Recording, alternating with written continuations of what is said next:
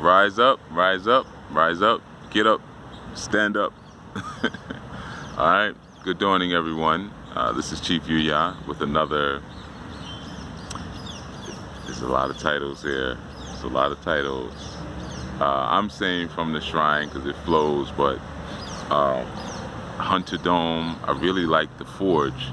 I think I'm going to use that actually. I think I'm going to do a whole nother series using just the Forge. That was a good one that I think Antonio gave. I think, or if I credited the wrong person, I apologize.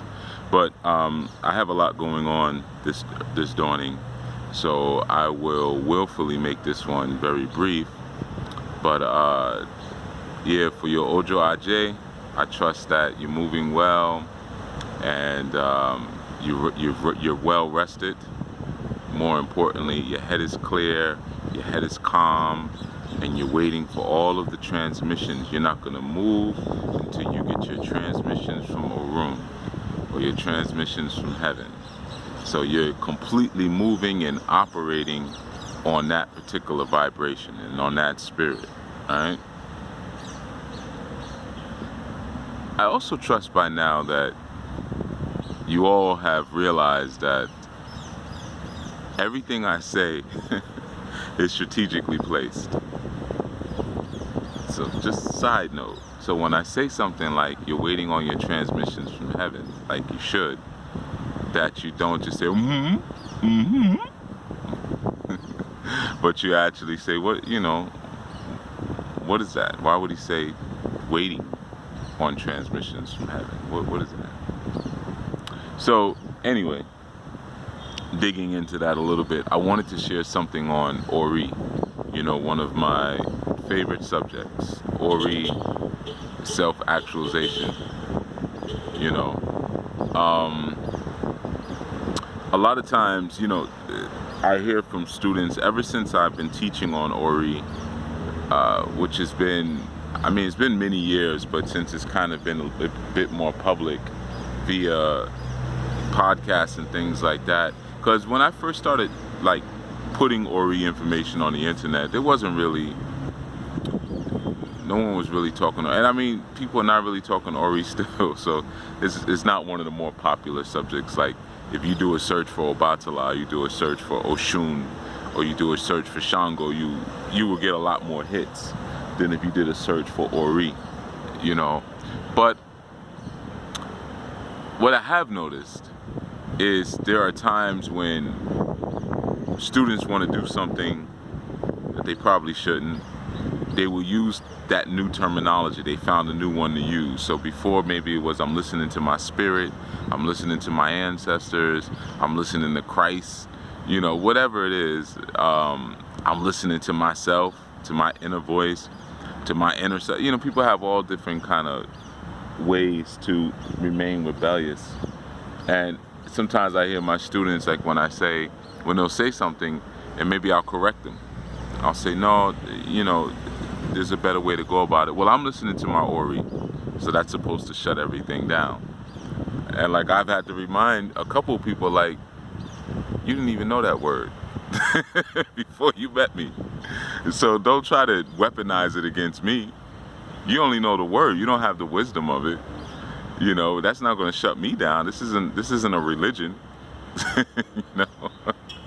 So it gets funny sometimes. I shouldn't say it's funny, because sometimes those attempts of deflection using what people consider to be higher vibrational terms put them in a low vibrational state and situation in life, or keeps them in low vibrational situations.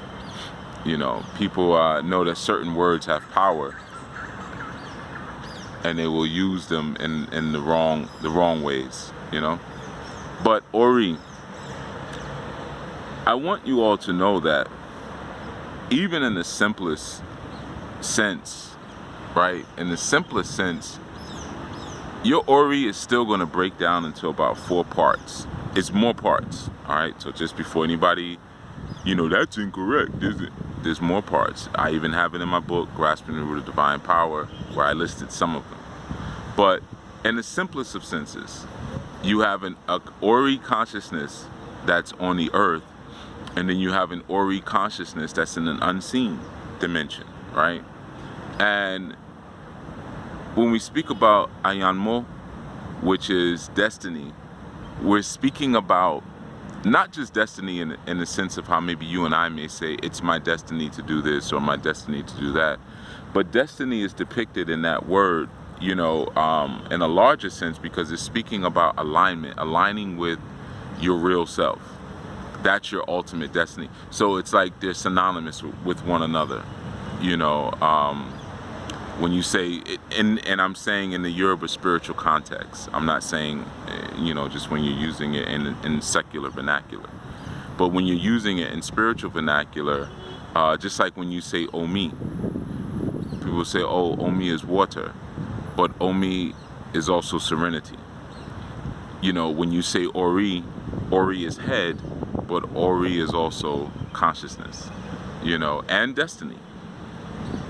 Right, so there's other connected terms and ideas that attach itself to these words.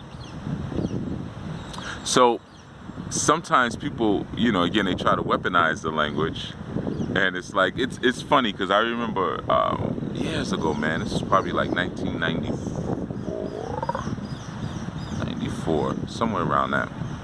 We were doing some initiations, martial arts initiations. Some of the students that we had, it was a group that I belonged to, a system that I was studying, and I was, you know, I had passed my black belt rank and everything. So when the junior ranks are testing, part of your responsibility is to test them. So my testing form was always fighting.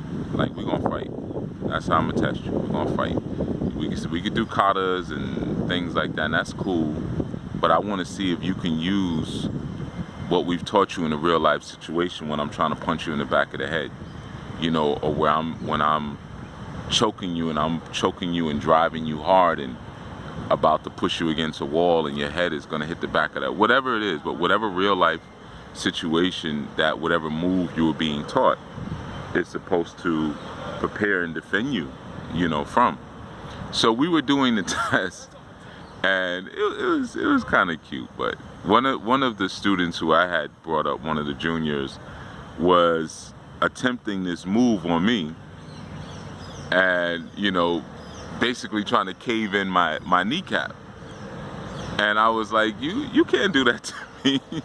This is in the middle of them testing. I said, you can't do that to me. I'm the one who taught you how to do that. Like, how are you going to try to use that on me? You know, so it was a funny moment, I remember, because they even kind of paused and did something else, but I passed them because they were willing to, in order to get their ranking, they were willing to hurt me, and that's what I wanted.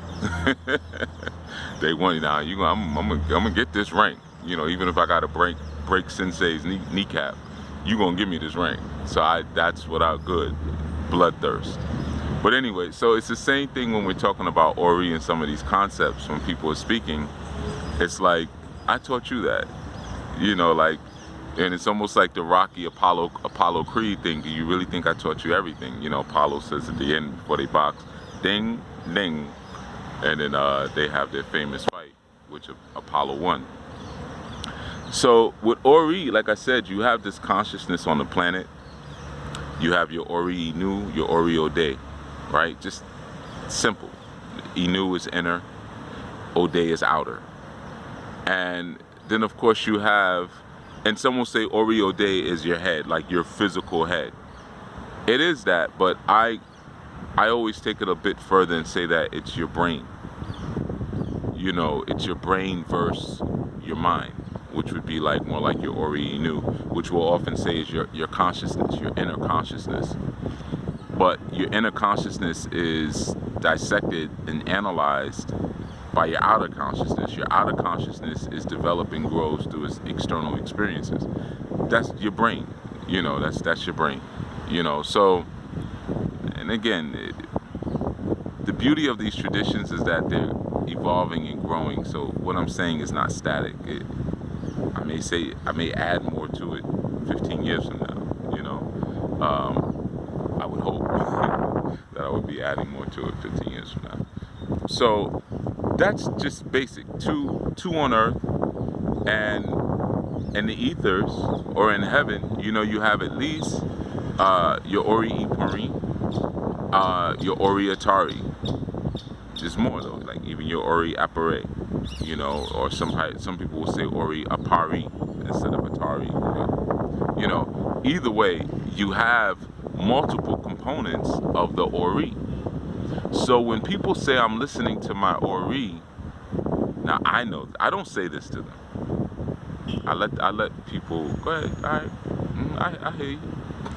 You know, swag off. I let people swag off into the sunset. I'm okay with that. Like, well, my Ori told me I need to do it. Like, okay, well, you do that.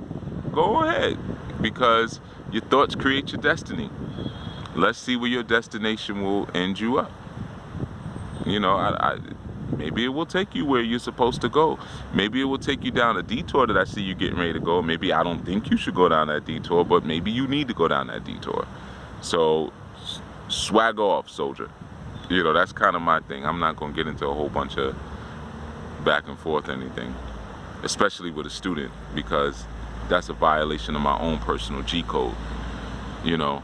So, you know, you have all of these different components of the Ori to consider. And then you have, like I said, Anyanmo, where you are aligning yourself with your higher destiny, which is the goal. And your higher destiny is your original state. You know, in so many traditions, man, from Zulu to Mandinka to Xhosa to there's a lot actually. I mean, I could go on and go on, but you have these stories about original and first people. Yoruba is very unique in the sense that there is this concept that's presented to us.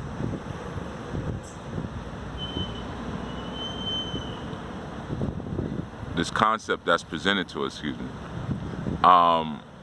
that's presented to us where we're told that Iniyan or humans kind of like come from divinity, right? And that's, and when I say come from, even lived among, you know, so when we're speaking about the Orisha and, you know, this idea that even the Orisha created families and groups of humans, right? And so Yoruba has some very distinct and very unique concepts located inside of it. But again, you know, the idea here of we're aligning ourselves to our original state. And like I was saying, there's so many traditions that have this idea that there was this different form of human at one point, or person, or original person, and some didn't have to eat, some didn't have to sleep, you know, or some, they just had certain things about them that represented an original state. Some had those things about them that represented the original state but never even got to manifest them because there was some sort of cord that was cut, you know, and that cord separated them from their better or more original or destined divine self, right? Similar to what you have in Christianity, you know.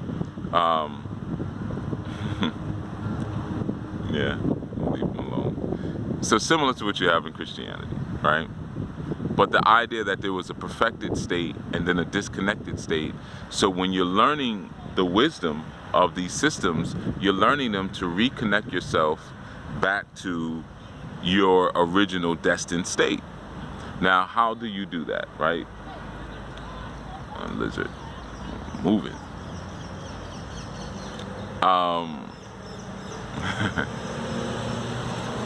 All signs should be paid attention to.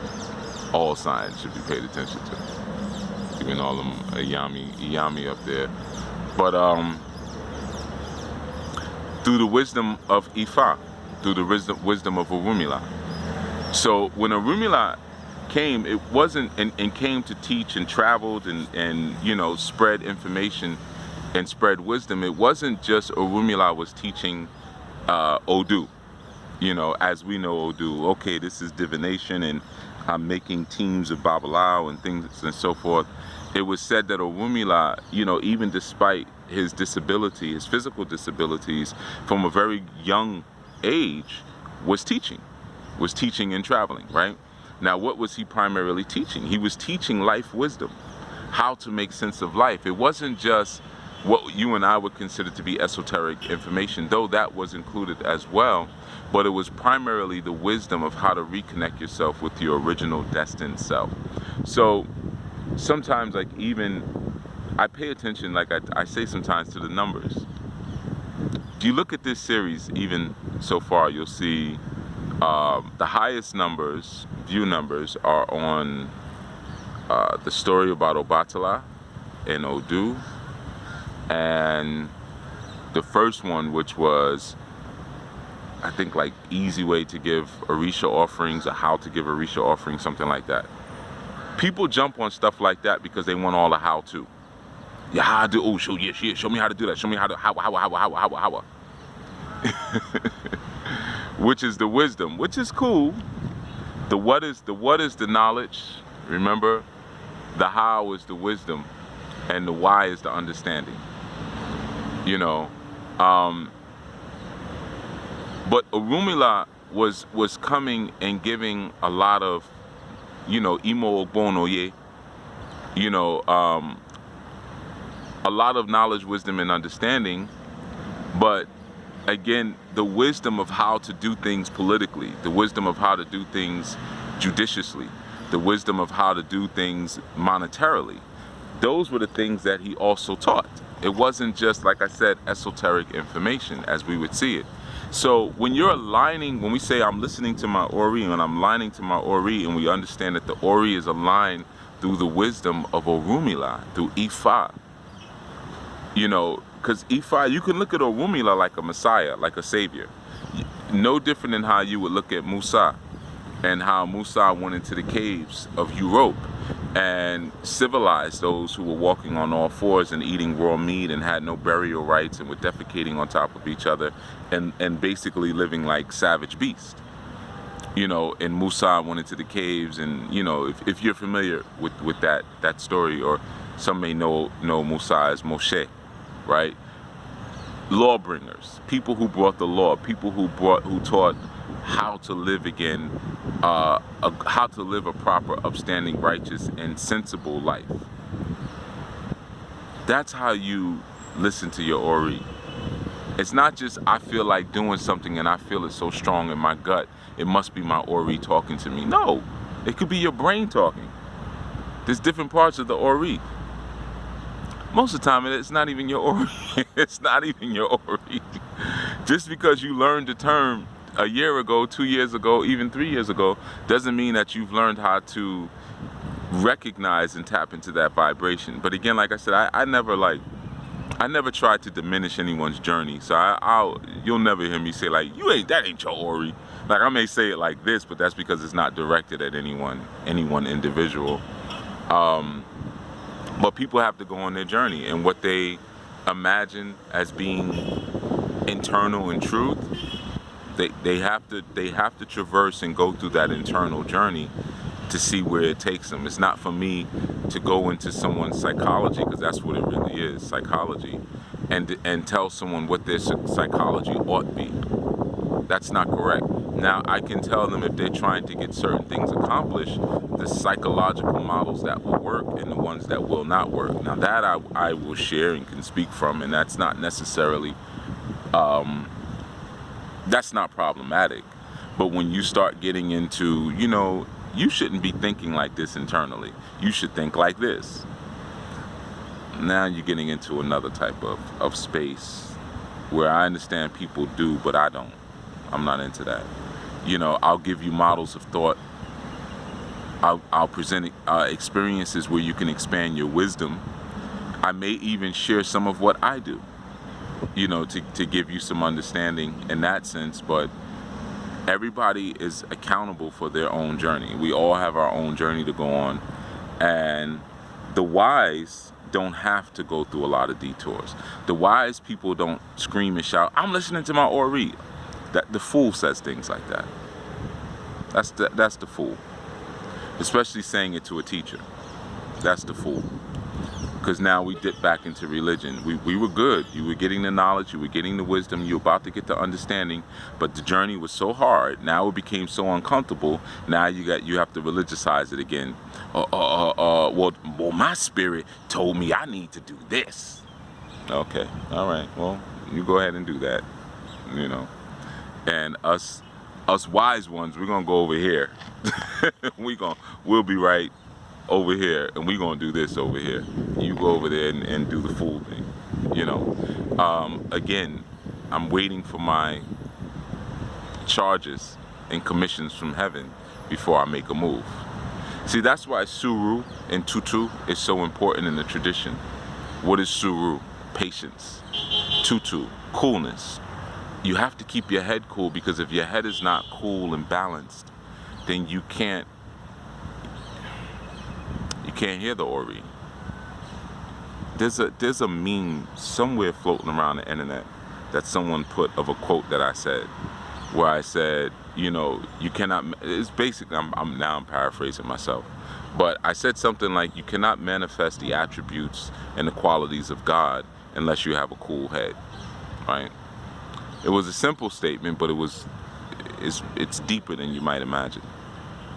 Because what is a cool head? What is tutu? You could spend months just exploring that. What is your head? What is it to have a cool head? And why is that so important in terms of manifesting your destiny, your original self?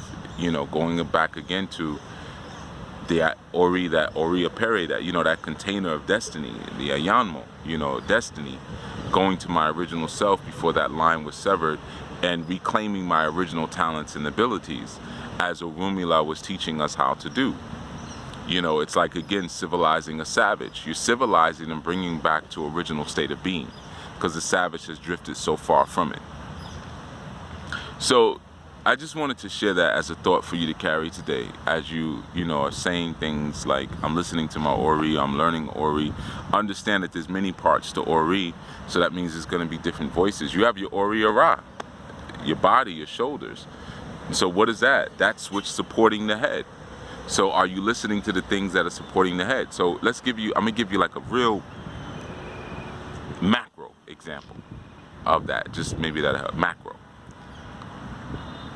If I have shrine assistants and I'm pushing and I'm working all night, working all day, not eating, not drinking, not going to the bathroom, which is common for me, and my shrine assistants are falling asleep and I'm hearing stomach growls and stuff like that, then essentially, in a sense, I'm not supporting the Ori Ara, or I'm not listening to the Ori Ara. I'm not listening to the things that are supporting my consciousness, you know, or supporting the consciousness of the shrine or of the moment even. These are the supports that are keeping it held up, keeping the head held up in balance, and I'm ignoring it.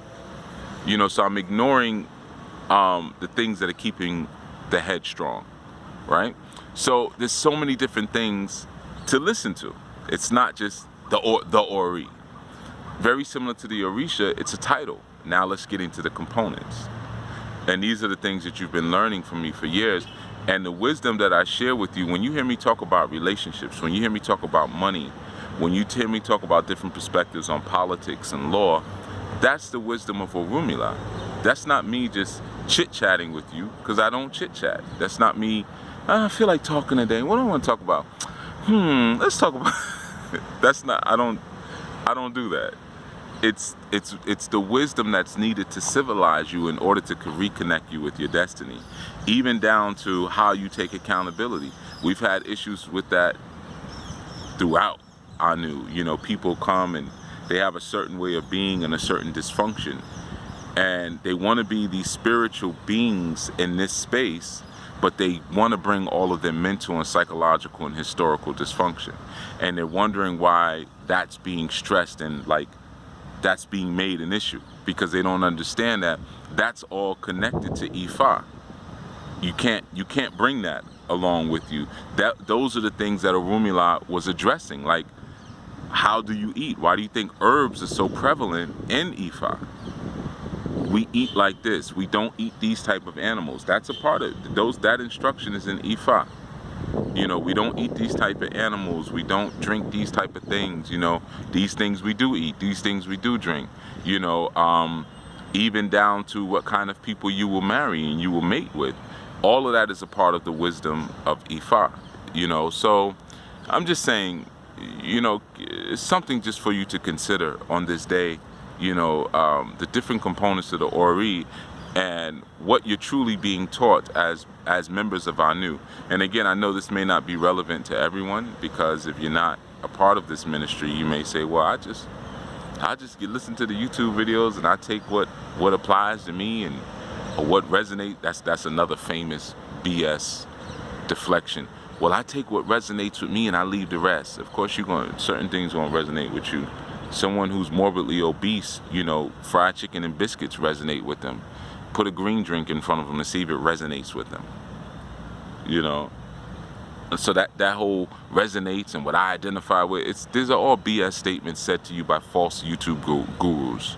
You know, you gotta listen to yourself and you gotta look at what resonates with you, and if it doesn't resonate, no, you're learning. You gotta submit yourself to wisdom. That's what you have to do. When you have an elder in front of you, when you have someone who's further ahead than you, you have to submit yourself, or you'll stay in a fool's place and you'll never reach your destiny. And there are people I've worked with over the years, and I know that you'll never make it. I don't say that to them, but they'll never make it because they're too foolish. Now, what is the definition of a fool? A vain person. What is a vain person? Someone who does something that has no meaning and no purpose behind it. They just do it just to do it. Kind of like when you're teaching something and someone is contrary just to be contrary. They're a fool. They'll never make it. They'll never make it back to their destiny. Now, you might listen and, you know, that might be my thumbs down right there. Oh, gotcha. Thumbs down. But you'll see. It's just like how sometimes we talk to young people who think they know, and they say, you'll see when you get older. You know, you see patterns as you get older, and you know where things are going. And sometimes you could look at certain people, you work with certain people, and you're like, yeah, not this lifetime. You'll get it. You're going to get it. Everybody's going to get it. But the time that's required, you're so far, you're so savage. The time that's required is not going to happen in this life. So you do what you can. Maybe you can inch them forward a little bit, maybe. And then, you know, you let them go. Let them go and do what they need to do. So, yeah, different components of the Ori, and ultimately your goal here is to realign yourself with your civilized origins, and you do that through Ifa. You don't do that through Oshun, through Shango, through Ochosi, through Orangan, through Olosa, through Olokun, you know, or any other Timihen. You know, you guys may not be familiar with Timihen. You know, a lot of Orisha out there. It's more than just the ones that begin with the letter O. There's way more than that. But yeah, you don't get it that way. You get it through Ifa. You get it through a Rumila. And a Rumila is giving you what? The corpus and the words and the concept straight from Olodumare. Olodumare is the originating source of evolution. So you have to get the words of God and begin to behave and take on the religion of God in order to come back to your original place. The original, I don't want to get into that because I'm about to tell you the religion of God. Maybe another one, all right? So this is way longer than I wanted it to be. That's because honestly, the breeze is nice, and I'm looking at this neem tree in front of me and it's talking to me. But I really have to get moving on some things that I need to do. So, all right, so there's something just for you to reflect on this Monday. Different components of the Ori and how they work in tandem and in community. So saying I'm listening to my Ori is not enough. That's not the shutdown. You know, what part are you listening to? And are you listening to it in balance? You know, all right. So I'm gonna get moving on things I need to do. Please travel safe today. You know, definitely travel safe. Keep a cool head. If you have to, when things are happening, just chant Suru. Suru, Suru, Suru, Suru. Patience. Suru, Suru. If you need to, tu. You don't always need to know long prayers. Just know one word. One word to do it. I tell people that all the time, man. If you don't know Shango prayer, just say Shango. Shango, Shango, Shango, Shango. Just keep saying it over and over again. There's a place that even those words take you, you know? So keep a cool head today and understand the value of a cool head is the value of your deity, of your deityhood, your deification. All right? And I will see you tomorrow from the shrine. All right? Odabo.